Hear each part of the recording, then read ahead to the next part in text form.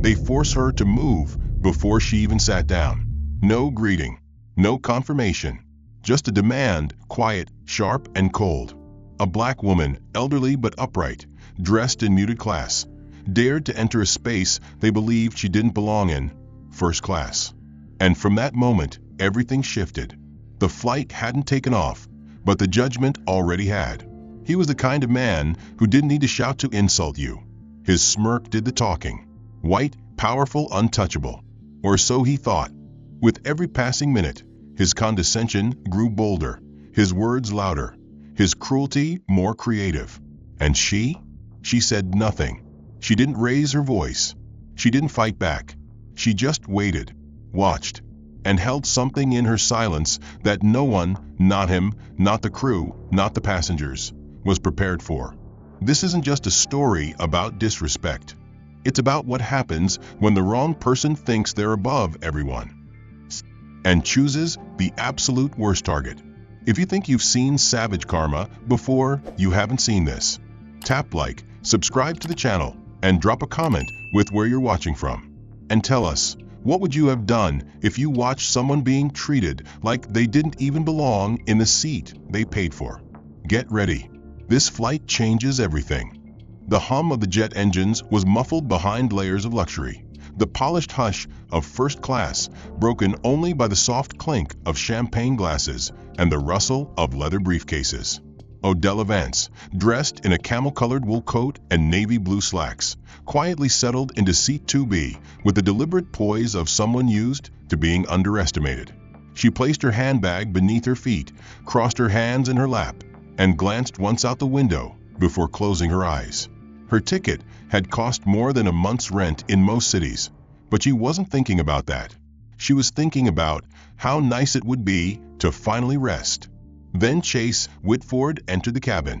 He walked like the aisle belonged to him, confident, careless, already talking on his phone with a Bluetooth earpiece clipped to his ear and a voice that carried through the cabin like an open challenge. Just close the deal, Josh. I don't care if the merger team needs 2 more days. Pull the trigger. Then he saw her. His words caught in his throat, his step faltered just slightly, and his lips curled in visible displeasure.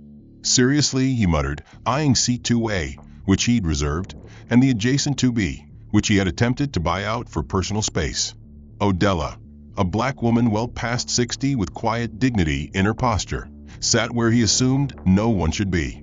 Without hesitation, he flagged down a nearby flight attendant, a young brunette named Kayla, who had barely clipped her tray latch before pivoting toward his summoning gesture. "Excuse me," he said, pointing an impatient finger toward Odella without even looking her way. "I specifically requested that this seat remain empty." "What happened?" Kayla checked her manifest. "Sir, seat 2A is yours, but 2B was reserved by another passenger with a confirmed booking." Chase exhaled sharply, annoyance flickering behind his eyes like a fuse. "So let me get this straight," he said, loud enough for the man in 3C to look up. "I dropped $7,000 on a cross-country flight, and now I'm boxed in next to someone who's clearly not my demographic?" Odella opened her eyes, but said nothing. Kayla, sensing the tension, glanced between them with the tight smile of someone trained to de-escalate, but not empowered to intervene. "She has a confirmed ticket, sir," she repeated. Chase scoffed. "Confirmed how? Raffle draw? Employee perk?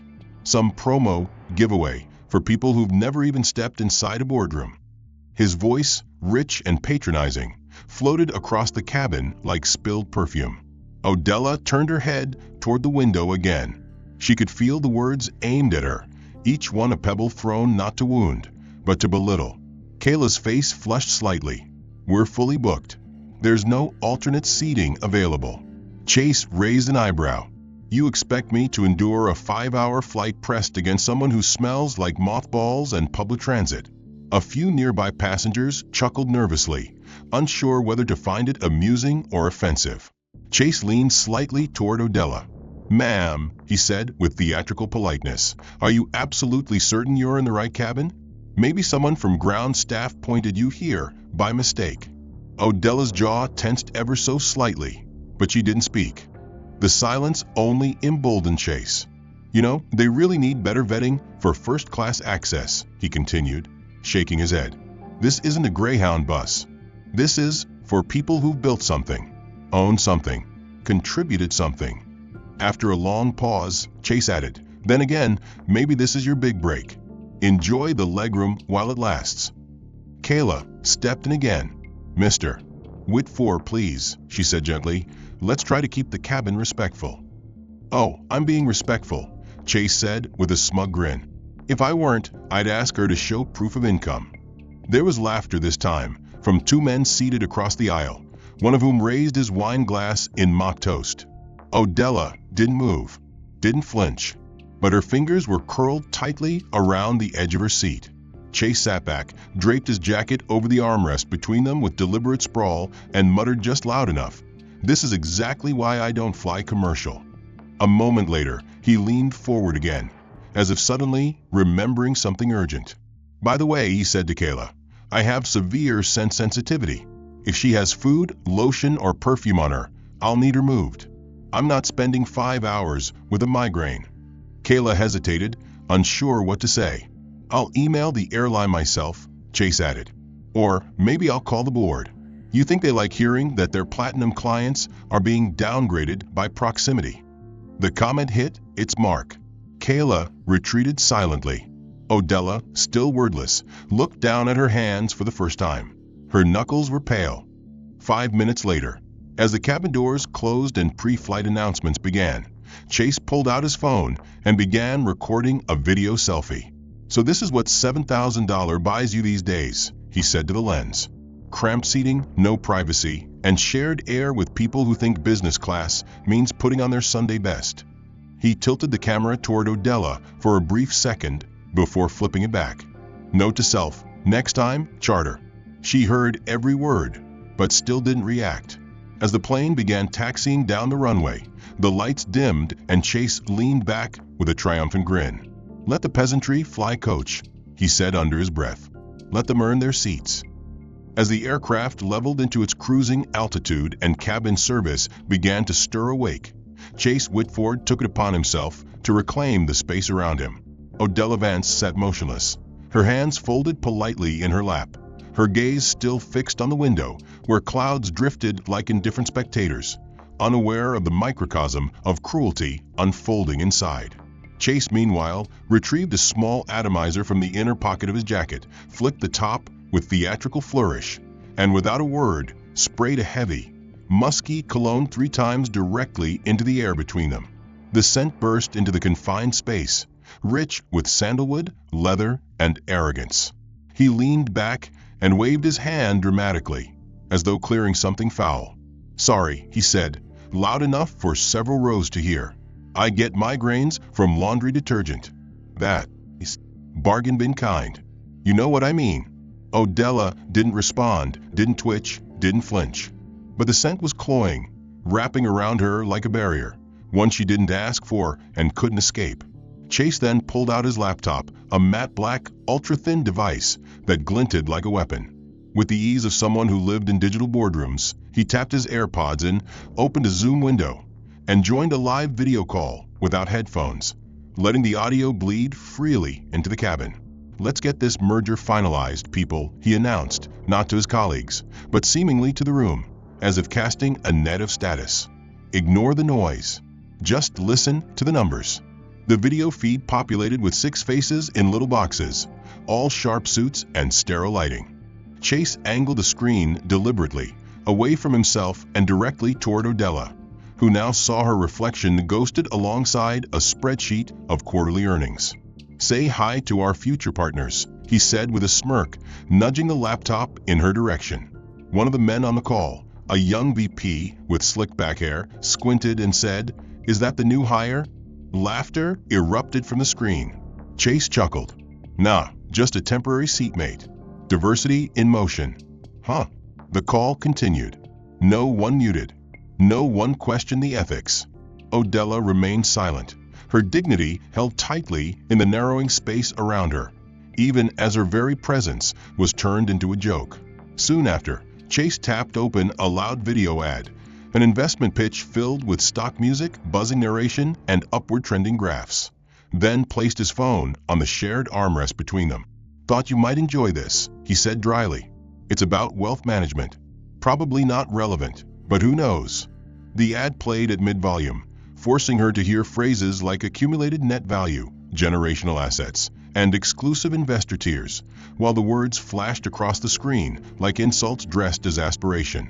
When Kayla returned to take their drink orders, she addressed Chase first. "Would you like sparkling or still, Mr. Whitford?" she asked with an overtrained smile. "Sparkling. French. And make sure it's cold, not room temp like last time." He didn't even glance at Odella. Kayla turned to her belatedly. "And for you, ma'am?" Before Odella could answer, Chase interrupted. "She's good. She'll have water. No ice." He turned and gave Kayla a wink. "Trust me." Kayla hesitated, confused, but nodded anyway. Odella blinked once, but still said nothing. Even the act of choosing her own beverage had been taken from her. It was so small, it shouldn't have mattered. But it did. 10 minutes later, when the drinks arrived, Chase took a loud sip, closed his eyes, and let out a theatrical moan.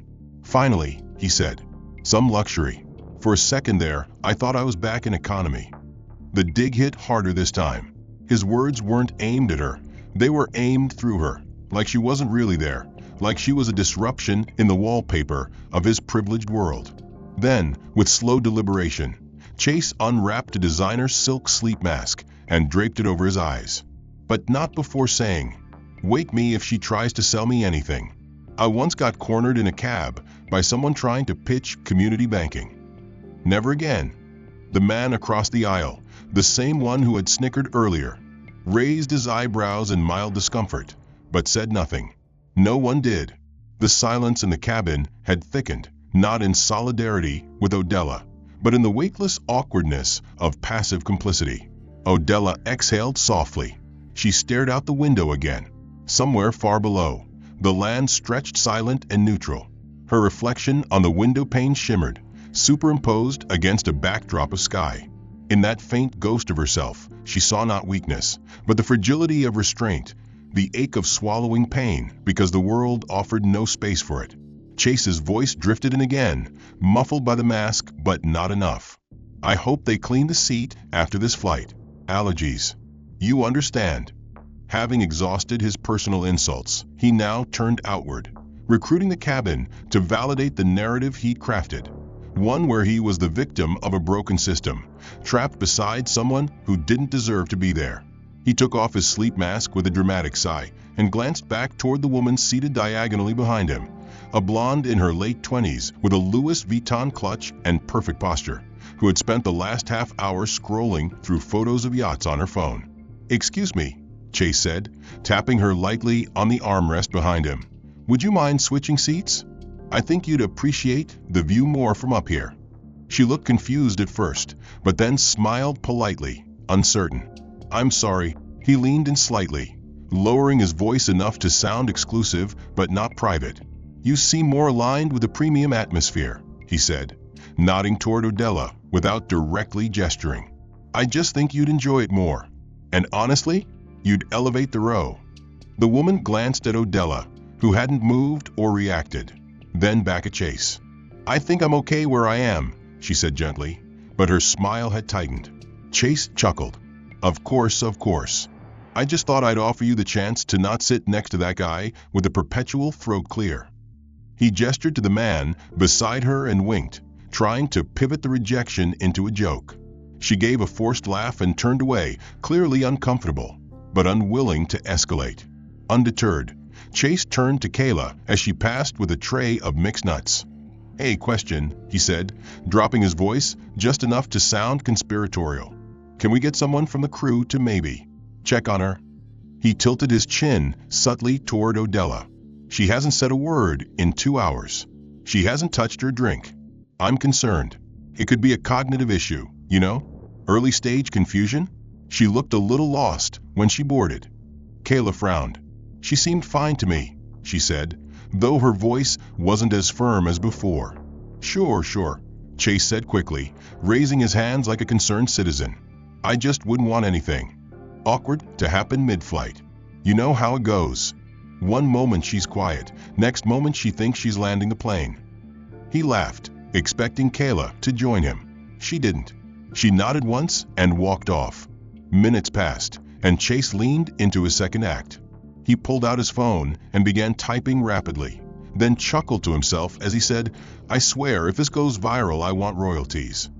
He turned the phone slightly, enough for others nearby to catch a glimpse.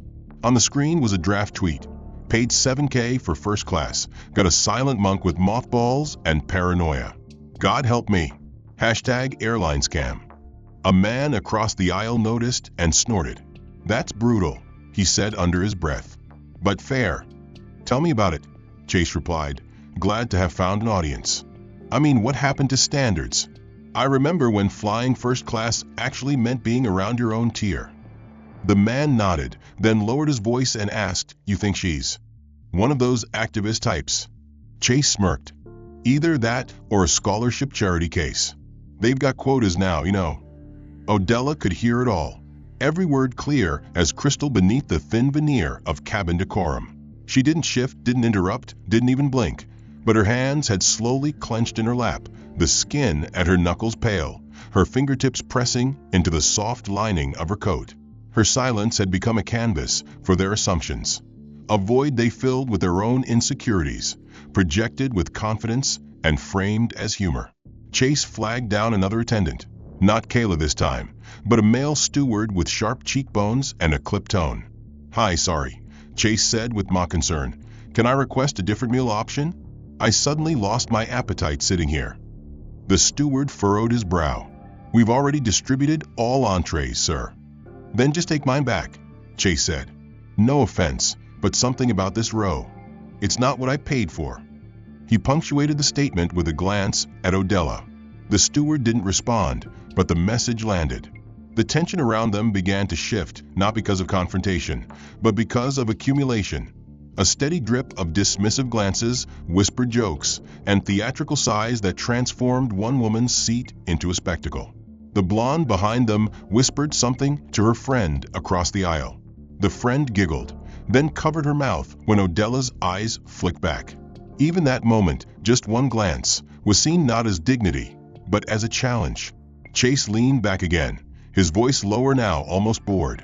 "You know what the worst part is?" he said to no one in particular. "She hasn't said a word. That's how they get you. All quiet until they cry discrimination. Then suddenly, I'm on the news for not wanting to be elbowed by someone who uses grocery bags as luggage." The man behind him laughed, louder this time. "Better not breathe wrong, or you'll get canceled." Chase grinned. "Please. I've got 6 lawyers and 4 PR firms on retainer. She can record all she wants. I've got nothing to hide." He paused, then added, "Except maybe my patience." Chase, energized by the invisible audience he had gathered with smirks and nods, took it a step further. He removed one AirPod, then scrolled through his podcast list with deliberate purpose, tapping on one titled, "The Elite Divide: Why Separation Builds Stability." The voice of a smooth-talking male host filled the air. There comes a point in every civilization where the successful must separate themselves from the chaos below. History proves this. Gated communities, exclusive clubs, first-class cabins are not about luxury. They are about self-preservation. Chase turned the volume up, letting the voice ring across their row and beyond. "You hear that?" he said casually, pretending to explain to no one in particular. "This guy gets it. You work hard, you rise above, and then you defend your altitude. Not everyone's meant to fly at this level." His words weren't sharp or crude. They were coated in polish, dipped in charm, but they struck harder than open insult. Odella didn't blink, didn't shift, but the sound was now part of her breathing space, each word gnawing at her dignity. A few rows ahead, the older man who had earlier laughed at Chase's jokes now leaned toward his wife and whispered something. She glanced at Odella, then quickly looked away. The signal was subtle, but Odella caught it. It was the glance of someone measuring worth by skin, posture, and silence. The attendant returned with warm towels for the pre-meal refresh. One by one, she passed them to each passenger with tongs, her voice gentle, her demeanor composed. When she reached Chase, he accepted his with exaggerated elegance, dabbing his hands like he was cleansing a layer of filth. Then he turned to Odella as the towel approached her and muttered with a grin, "Careful now. This isn't one of those buffet napkins. Don't go scrubbing your shoes with it." The attendant's smile faltered. She almost stopped, but Chase was already chuckling at his own remark, seemingly oblivious to how poisonous it was. Odella took the towel. She didn't react. Her fingers moved slowly, gracefully, folding the towel in half and dabbing it against her palms. Her silence by now had become more than just control. It had become survival. Chase leaned back in his seat and adjusted his cufflinks. "This is what I mean," he continued, as if lecturing an invisible classroom. "You open up elite spaces under the illusion of inclusivity, and suddenly it's a free-for-all. It starts with charity seating, ends with riots at the wine bar."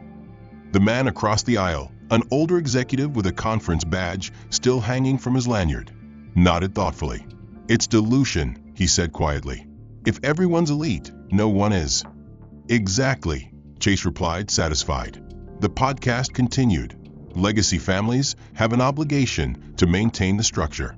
To avoid collapse, the successful must self-select, elevate, evade the noise below.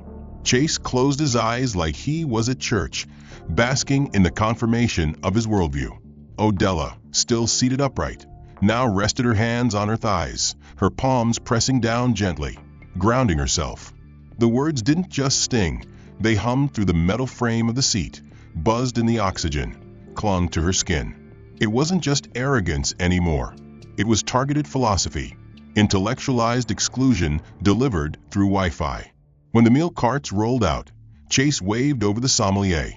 "Red," he said, then glanced at Odella and added with mock sincerity, "She probably wants grape juice. Or do you folks prefer sweet tea on flights?"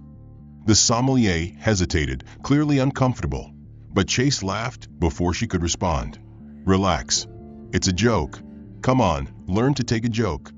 Odella remained perfectly still, her eyes fixed on the seat back in front of her, her jaw set. When her meal tray arrived, it came with cold bread and lukewarm vegetables. She didn't touch it. She no longer trusted the service, not because she thought the food was poison, but because she now understood something worse. Her presence had been categorized, filed mentally under inconvenience, anomaly, tolerated. Her meal wasn't a mistake. It was a message. A few minutes later, Chase took out a book, The Billionaire's Manifesto, and opened it dramatically on his lap. He held the cover outward as he read, angling it so it faced Odella like a billboard. "There's a chapter in here about filtering environments," he said out loud, "about how spaces like this stay strong by knowing who to let in and who to politely decline." He looked at her then, not just past her, but directly at her, like he finally wanted to provoke a response. "No hard feelings," he added with mock sympathy. "It's just business. It's nothing personal." For a second, just a second, something moved in Odella's expression. Not pain, not anger, something closer to fatigue, the kind that builds after years of swallowing what should never have been served in the first place. By the time the cabin lights dimmed and the meal service began in earnest, the unspoken rules of first class had shifted. Chase Whitford had turned civility into theater, and the passengers around him had become a captive audience, some complicit by laughter, others guilty by silence. As trays were unlatched and linen napkins unfurled, the illusion of refined decorum blanketed the row like a fragile piece, but beneath it, the rot of entitlement festered. The flight attendant approached with a bottle of Chateau Margaux in hand, offering a pour to each guest in their row. When she turned to Odella with the same question, Chase raised a hand before she could speak. "She won't need any," he said, his voice just loud enough to carry past the neighboring seats. "I've read studies. Certain demographics metabolize French wine poorly. No need for a mid-air incident, right?" He laughed at his own wit and looked around, expecting nods. A few passengers smiled uncomfortably, but no one corrected him. Odella didn't even blink. She placed her hands gently on the tray as the wine was skipped. The attendant hesitated before continuing down the aisle, glancing once more over her shoulder, her cheeks tight with the strain of forced professionalism. The meals arrived in pristine porcelain dishes, sauces drizzled like brushstrokes, portions small but exquisite. Chase took his fork and tapped it against the rim of his plate like a tuning fork. Filet mignon medium rare, just the way God intended, he said grandly, before turning to Odella and adding, "Do you need help identifying yours? I know sometimes this stuff can be unfamiliar. It's not pot roast, I promise." He chuckled and cut a perfect triangle of meat. She picked up her utensils in silence. Her fingers were steady, her movements slow and deliberate, like someone performing in front of invisible cameras, trying not to break under stage lights. Halfway through the meal, a man seated 2 rows up, a silver-haired gentleman in a blue wool suit, passed by on his way to the lavatory. As he returned, he paused beside Odella, glancing down at her wrist. "That's a lovely timepiece," he said warmly. "Vintage Cartier." It was the first genuine kindness extended to her the entire flight. For the first time since takeoff, Odella looked up and met someone's eyes. "Yes," she said softly. "Gifted decades ago." The man smiled and nodded. Timeless craftsmanship. But before he could take another step, Chase leaned across the armrest, cutting into the moment like a knife through lace. "Careful," he said with a grin. "You might want to double-check the logo.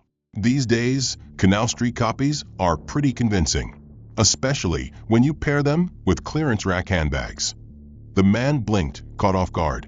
He gave a tight smile and returned to his seat, clearly uncomfortable now. Odella lowered her gaze.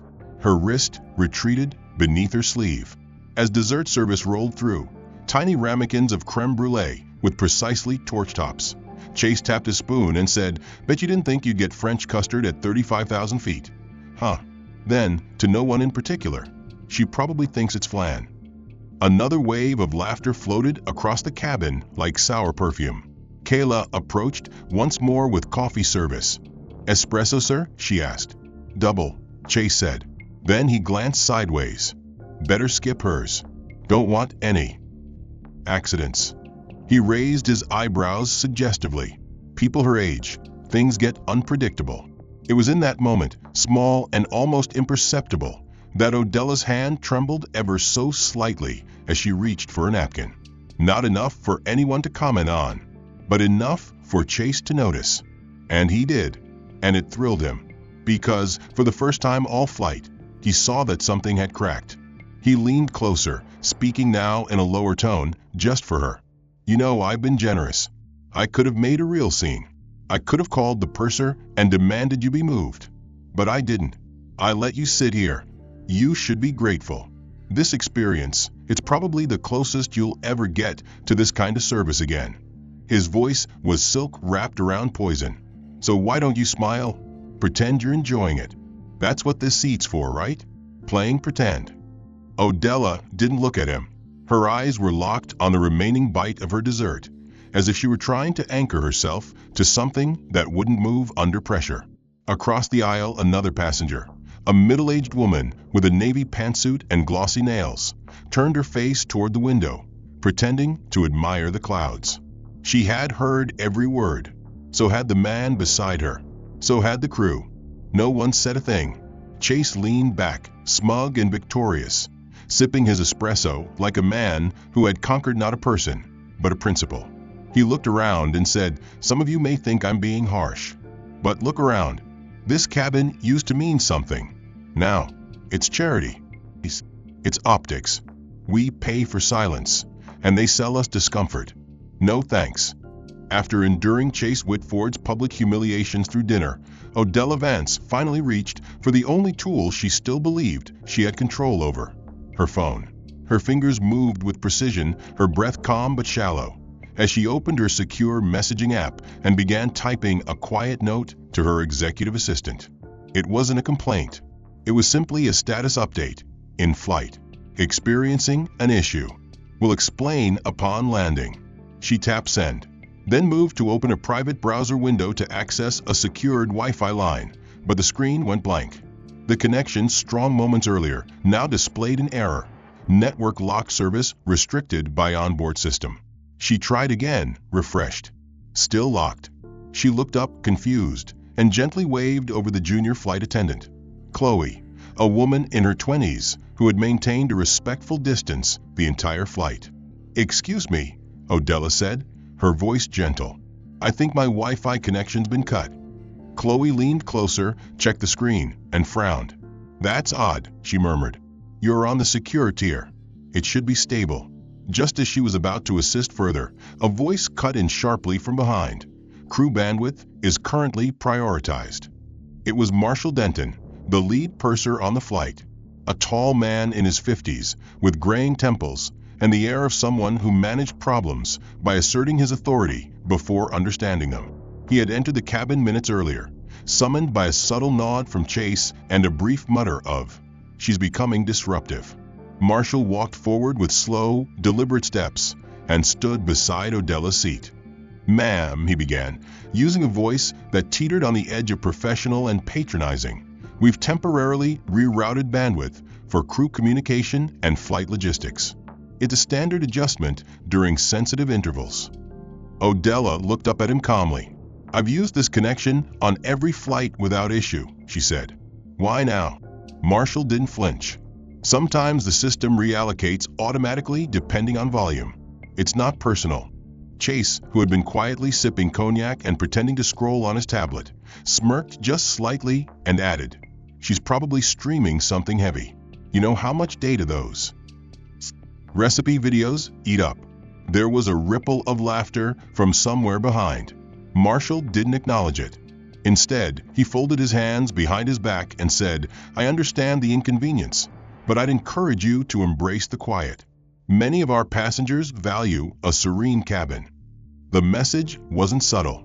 He was accusing her of disrupting the peace. The woman who had said almost nothing the entire flight. The woman who had been insulted, mocked, humiliated, and now was being labeled as noise. Chloe hesitated beside her, clearly caught in a hierarchy she had no power to override. Odella gave her a small nod, one that said, "It's okay. I understand." But it wasn't okay, and she didn't understand. Chase seized the moment. "You know, I've flown with this airline for 12 years, he said, his voice now louder, directed at Marshall. "And never once have I seen such an uncooperative atmosphere." "We appreciate your loyalty, Mr. Whitford," Marshall replied, instantly nodding. "Your feedback is always welcome." "I mean," Chase continued, "we all paid a premium to be here. We expect peace, order, not tension." He didn't need to say her name. He didn't need to point. Everyone knew. The implication was sharp as broken glass. She was the disruption. She was the anomaly. Marshall turned back to Odella and offered a small, tight smile. "If you require anything else, please direct requests through crew. Let's avoid unnecessary strain on the network." And just like that, her autonomy vanished with a policy. Her voice, already silent, was now cordoned off by process. Odella stared at her locked screen for a moment longer before turning it face down on her tray. She folded her hands. Her posture never wavered, but inside, the shift had begun. The feeling that she no longer sat in a seat, she sat in a spectacle. Chase leaned back, triumphant. He took out a small notepad and began scribbling something, humming as he wrote. "Just logging feedback," he said to no one in particular. "Helpful stuff for the board. They need to hear about atmosphere degradation." Then, as if on cue, he turned to Chloe. "Can I speak with the pilot?" Chloe blinked. "The captain." "Yes," he said with a tone of irritation. "I think he should know about the situation back here." "Is there a safety issue?" Chloe asked cautiously. "No," Chase said, "a standards issue." She nodded, unsure, and walked toward the cockpit. Marshall followed her silently. Chase smirked and leaned toward Odella one last time. "This is how you manage an ecosystem," he said, like a professor to a student. "You maintain balance. You redirect weight before it tilts the structure. Otherwise, collapse." She no longer existed as a passenger. She had become a fixture, a subject of mockery, a quiet disruption held down by smiles and protocol. Chase Whitford hadn't spoken to her again since the purser's visit, but he didn't need to. His damage was done, and the system had answered his call. Odella sat facing the window now, her back straight, but slightly leaned as if the pain itself could shield her from the invisible crowd. Her fingers curled tightly around the strap of her worn leather handbag, thumb grazing a frayed edge that had held through years of travel and storms far greater than this. But tonight, even that small comfort began to betray her. She could feel the wetness gathering at the corners of her eyes, an ache not of weakness, but of accumulation. Every second of silence she had endured was now turning inward, and the dam was cracking. She clenched her jaw, willing herself still, forcing the tears to retreat like they always had before. But this time, they didn't listen. One drop slipped, trailing a thin line down her cheek and catching at the curve of her mouth. She brushed it away quickly, pretending to adjust her glasses, but another followed, and then another. The window blurred, not from the altitude, from grief. Not rage, not pride, just grief. The raw, quiet kind that doesn't scream, doesn't fight, only folds itself in deeper and deeper until the weight of it leaves you breathless. She didn't sob, she didn't sniffle, but her shoulders tightened, her breath shook slightly, and still no one around her saw. Or perhaps they saw, and chose not to see. Chase remained reclined in his seat beside her, eyes closed, earbuds back in, a faint grin playing on his lips, as if he had finally restored balance to his personal universe. The passengers across the aisle were quietly discussing restaurant recommendations. A woman 2 seats behind snapped a photo of her dessert and uploaded it to Instagram with the caption, "Flying high and loving it." The world around Odella kept turning, polished and blind. Chloe passed by once more, doing final checks before descent. Her eyes lingered on Odella just for a beat, as if she could sense something beneath the surface. She didn't ask. She couldn't. But as she moved to the next row, Odella reached slowly into her coat pocket and pulled out a small cream-colored envelope.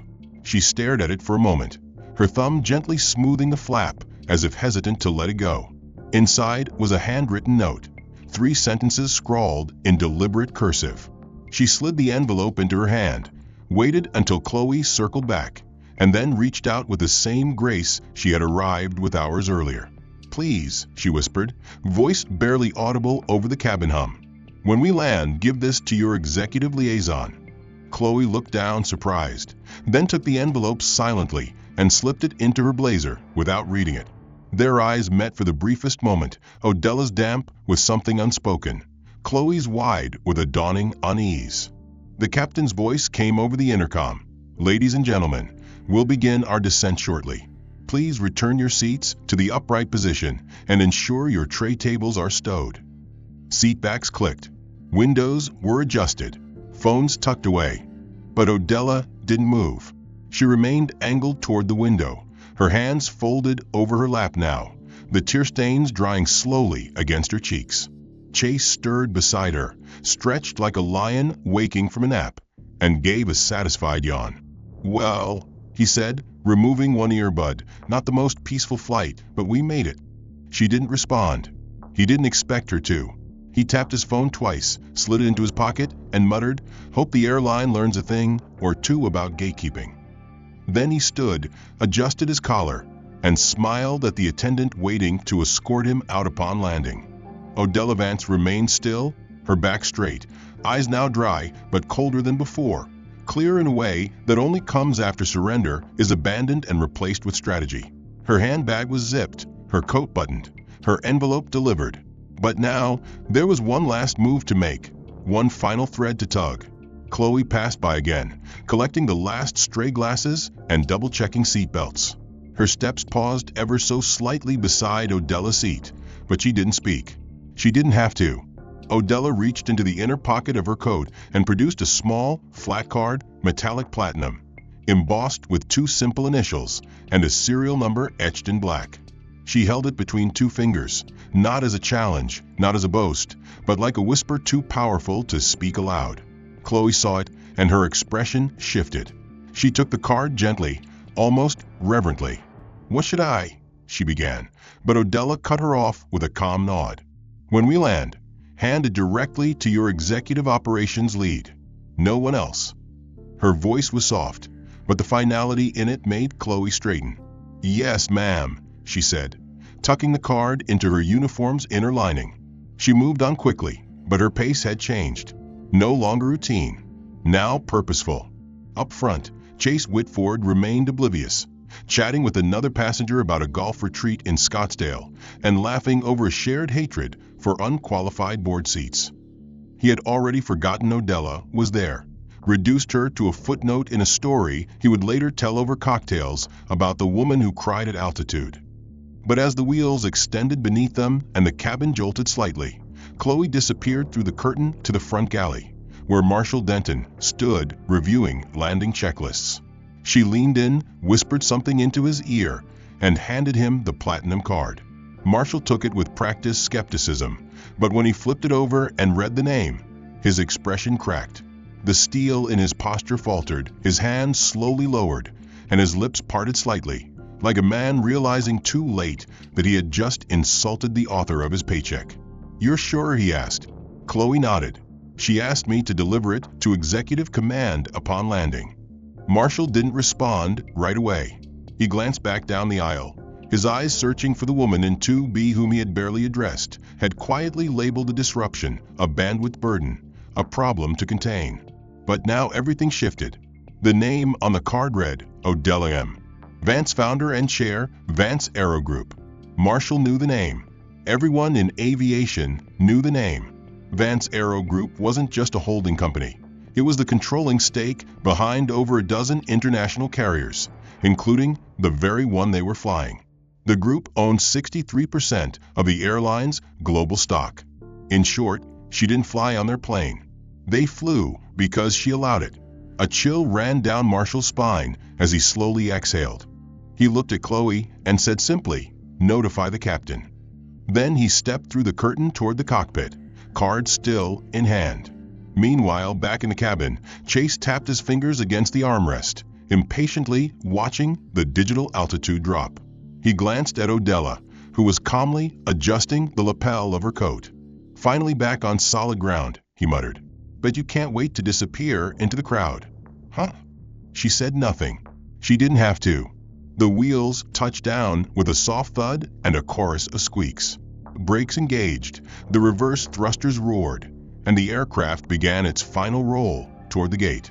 As the plane slowed and turned, Chloe moved quickly down the aisle, stopping by Odella's seat. "They've been informed," she said quietly. Odella nodded. Her expression didn't change. Her silence now felt different. It wasn't quiet, it was control. The seatbelt sign dinged off. Passengers rose. Phones pinged. Bags were snatched from overhead bins.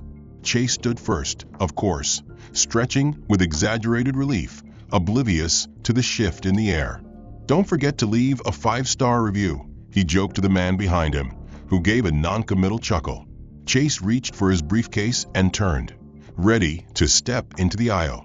2 men in tailored black suits boarded the plane through the jet bridge, flanked by an operations officer and a woman in a navy blue blazer with a clipboard in hand. They didn't look at Chase.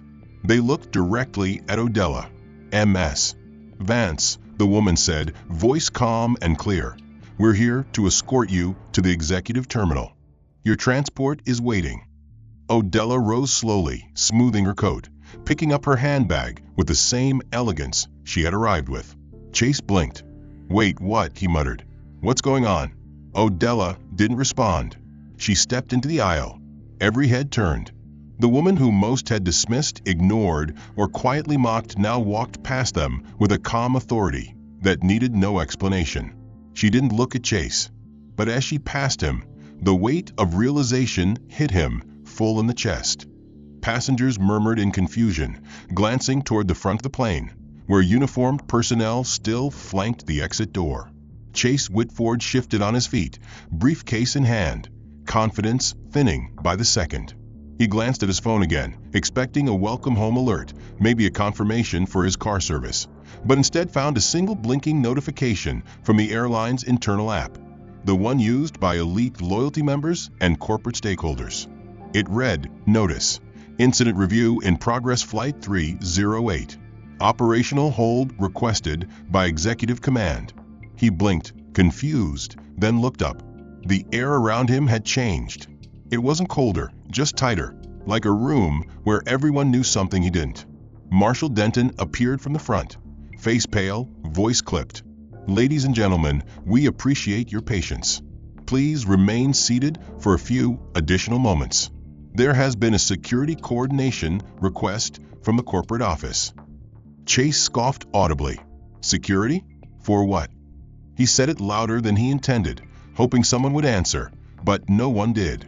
He turned toward the man behind him, the one who had laughed at his jokes earlier, and raised an eyebrow. The man looked away, not with guilt, with avoidance. It was the kind of movement people made when the tide had shifted and no one wanted to be caught standing beside the wreckage. Two figures boarded the aircraft again. Same suits, same calm stride. But this time, they didn't walk toward Odella. They walked toward Chase. "Mr. Whitford," one said, producing a small black folder. "You're being asked to remain aboard while we complete a documentation process regarding passenger conduct." "What?" Chase replied, laughing nervously. "What the hell are you talking about? I'm a Platinum Corporate Executive member. I've flown with you people more times than I can count." "Yes," the agent replied flatly, "which is why this investigation is being expedited by directive of MS. Vance's office." Chase blinked. "Her office." The agent gave no further explanation. The rest of the cabin began to disembark row by row, but every eye lingered. Some pretended not to look. Others didn't even bother hiding it. Chloe moved through the aisle, her posture tall, her expression neutral. When she reached Chase's row, she paused, not out of hesitation, but obligation. "I've been asked to document any direct verbal interactions from a flight," she said professionally. Chase narrowed his eyes. "You're joking." "No, Mr. Whitford," she replied. "I'm not." Outside the aircraft, a small group had formed near the gate. 3 executives from the airline's operations team, 2 in suits, 1 with a security badge. At the center stood a woman with a silver tablet and a firm voice. "Compile statements," she said to her assistant. "Get timestamps from onboard surveillance, crew comms, and passenger call logs. No edits. No filters." Chase was led out of the cabin last. There was no applause, no recognition, only silence, and a corridor lined with people who no longer saw him as untouchable. He walked with the agent toward a private lounge, where a legal representative from the airline was already waiting. The man didn't smile, didn't stand. He slid a folder across the table. "Per executive directive," he said, "you are hereby suspended from Concordia Executive Platinum privileges pending review. Further restrictions may apply depending on outcome of formal investigation." Suspended. Chase snapped. "For what?" "A misunderstanding." The man opened the folder. Inside were printed quotes, time-coded transcripts, audio stills, witness logs. These statements were corroborated by multiple passengers and staff, he said.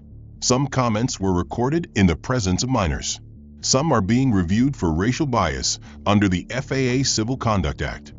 "This is insane," Chase said, raising his voice. "You're blowing this out of proportion because she's, what, some hidden board donor." The man didn't flinch. "Because she's your employer's employer," he said calmly.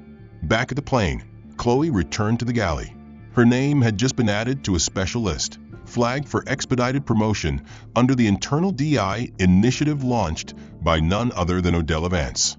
Marshall, who once lectured her on tone and deference, now avoided her gaze entirely. Passengers filtered through the terminal, and a few lingered to talk quietly near the executive suite windows. One man scrolled through his phone and showed another a screenshot of an internal leak. Concordia passenger removed after misconduct on board source confirms involvement of company founder. It hadn't hit the press yet, but it would. Meanwhile, Odella Vance stepped into a waiting town car on the tarmac, the door held open by a chauffeur in a sharp navy cap. No media, no entourage, just quiet class, as always. She didn't say a word as she entered the vehicle. She didn't need to. Behind her, the world she had built was moving, adjusting, correcting itself, not with rage, but with precision, like a wheel returning to alignment. 3 days after Flight 308 touchdown, the airline's official social channels released a brief but direct statement. we are aware of a passenger conduct incident involving a corporate client on board our Concordia First Service. We do not tolerate behavior that compromises the dignity, safety, or respect of our passengers or crew. An internal review has been completed. Action has been taken. No names were mentioned, but within hours, every major business outlet published variations of the same headline. Whitford Global CEO suspended amidst racial misconduct allegations aboard luxury flight. Photos surfaced, leaked stills from security footage showing Chase Whitford seated beside a composed Odella Vance, his mouth open mid-speech, her eyes cast away. No audio was needed. The world filled in the rest. Chase received the official notification of his no-fly status 2 days later. The ban was permanent, effective across all subsidiaries of Vance Aero Group, which covered 3 of the 5 major international carriers. The letter was short. One sentence stood alone in bold. This is not about who you are, it's about what you did. The fallout was swift. Shareholders of Whitford Global held an emergency session. The board announced Chase's indefinite leave, citing reputational risk and ethical violations. He watched the live stream of the announcement from his penthouse, a glass of untouched scotch in his hand. His phone screen filled with unanswered texts. His lawyer advised silence. His PR team begged for an apology. But Chase couldn't find the words. Not the right ones. Not the kind that mattered anymore. Meanwhile, across the city, a quiet media briefing took place in a sunlit conference hall inside Vance Aero Group's headquarters. No red carpet. No camera frenzy, just rows of reporters, a simple podium, and the woman they once overlooked. Odella Vance stepped onto the stage not with fanfare, but with gravity. She wore the same navy coat she had flown in, the same calm expression. But something behind her eyes had changed. Not hardness, clarity. She looked at the room, then into the camera. "I wasn't going to speak," she began. "I believe that sometimes silence speaks loudest. But then I remembered that silence only echoes when someone listens." She paused. "On Flight 308, I was dismissed, mocked, disregarded, not because I raised my voice, but because I didn't. That silence was mistaken for weakness. But let me be clear, silence is not surrender. Sometimes it's restraint. Sometimes it's the discipline of those who know that time will do what outrage cannot." Reporters scribbled furiously, the room hanging on every syllable. Odella continued, "I built Vance Aero Group to connect people, not separate them. I built it to serve, not to intimidate. But when we allow wealth and entitlement to become weapons against others, we fail the very purpose of progress. So today, I am not addressing Chase Whitford as an individual. I am addressing what he represents. What too many still carry unchecked. The belief that power excuses cruelty. It doesn't. It never will." She closed her remarks with a single sentence. No one needs to prove they deserve respect, but sometimes it must be defended in full view. Then she walked off stage. The video went viral within hours. Millions watched, not because the moment was dramatic, but because it was measured, controlled, real. Public figures, celebrities, politicians echoed her words across timelines. "Silence is not surrender" became a trending hashtag. Meanwhile, Chase's legal team scrambled to contain the damage. His consulting firm terminated their contract. A sponsorship deal was canceled by a major European sports league citing ethics violations. Former allies ghosted him. His email was flooded with resignation notices. Doors began closing, quietly, one by one. But Odella didn't celebrate. She didn't gloat. She simply returned to work. Her assistant, now Chloe's supervisor, coordinated her next flight itinerary, first class, of course. But no one would ever question her presence there again. She no longer needed the platinum card. Her name was enough. 1 week later, a private letter was delivered to Chase's residence. No signature, just a seal. Inside was a single note typed on white paper, center-aligned. "Altitude has memory, and so do the people you try to push out of it." The end. If that twist gave you chills, make sure to hit that like button and subscribe so you don't miss what's coming next. What would you have done if you were in Odella's seat? Drop a comment below and tell us where you're watching from. We're reading every single one. Justice doesn't always shout. Sometimes it just shows up at 30,000 feet.